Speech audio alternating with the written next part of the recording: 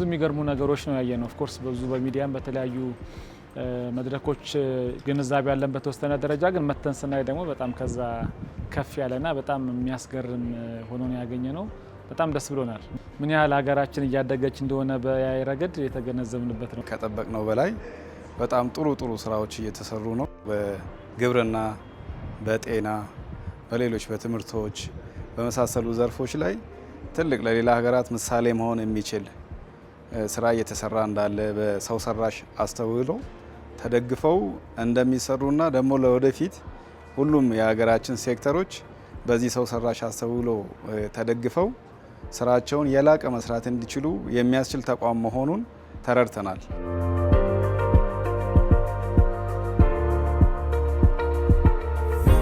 ስታርታፖች በተለይ ሲያቀርቡ የነበሩት ሀሳቦች እኛም ስናስባቸው የነበሩ እኛ ካሰብነው አንድ ደረጃ ከፍ አድርገውም አስበው የጠበቁን አሉ።